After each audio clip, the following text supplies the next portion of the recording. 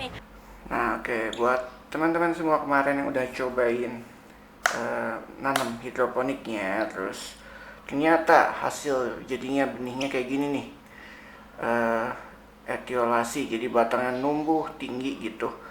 Nah, sebenarnya itu kurang bagus, cuman masih bisa diperbaiki. Nah, kalau yang batangnya tinggi-tinggi kayak gini, didorong masuk aja ke dalam rock woolnya. Jadi nanti pas udah gedenya dia batangnya tuh rada ke atas, rada ke dalam, rada ke dalam. Jadi kalau kalau ditaruh di tempat nutrisinya, kalau ketiup angin dia nggak gampang oleng. Nah, kalau misalnya batangnya tinggi gini dibiarin nanti sampai dia keluar daunnya, terus ditaruh di tempat nutrisi, terus dia ketiup angin misalnya, dia bakal oleng, bakal jatuh. Nah, cara ngedorong masuknya pelan-pelan pakai ini, tusuk sate. Biasanya saya pakai tusuk sate atau lidi, apapun yang rada gede gitu ya.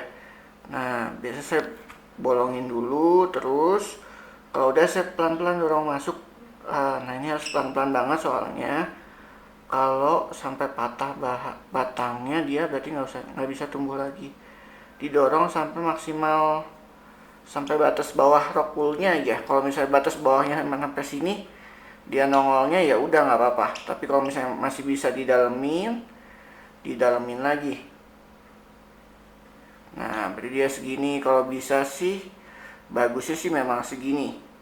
Nah, itu gitu ya. Jadi kalau ada yang etiolasi atau kalian mengenalnya dengan istilah kutilang, kurus tinggi langsing, ya didorong masuk saja ke dalam ya.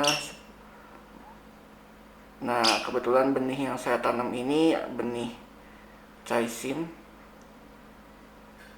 Nah, kalau yang ini benih kangkung.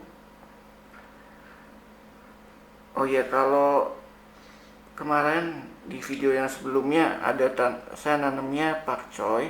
Nah, untuk pakcoy hati-hati, kalau sudah besar itu biasanya dia membutuhkan airnya atau menyerap airnya, air nutrisinya itu lebih banyak, cepet banget ya. Jadi harus sering-sering dicek gitu ya. Oke, ini kalau udah sprout gini, terus taruh di tempat yang terkena sinar matahari nggak apa-apa. Terus biasanya kalau saya dikasih air, jadi dia nggak bakal kehabisan air. Dan kalau ini tuh emang harus kondisinya lembab si rock woolnya. Oke.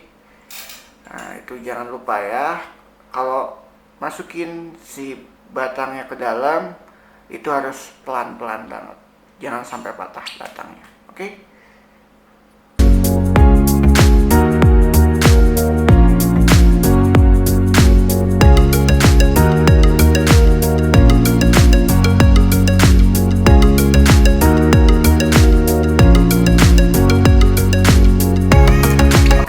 Untuk pembuatan nutrisinya kan kemarin, kalau kalian nggak punya pipa tuh kayak yang di video kemarin, kalian bisa gunain ini botol.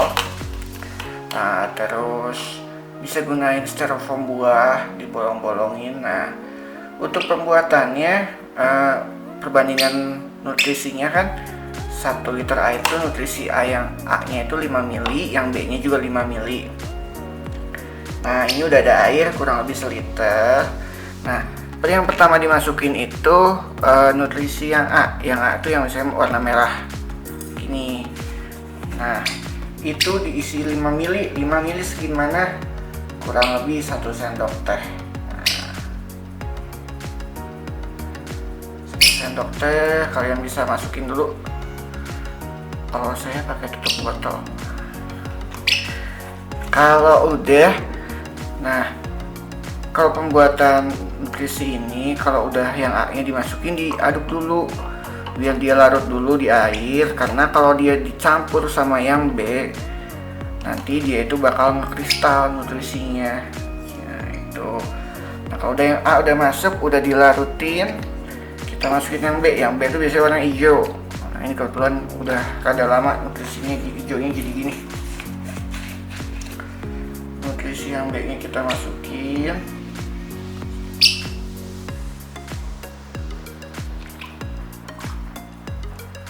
Nah, kalau udah diaduk-aduk lagi, dilarutkan lagi. Nah, kalau udah baru ini kan tutup botolnya tadi udah kita potong ya, boleh dimasukin.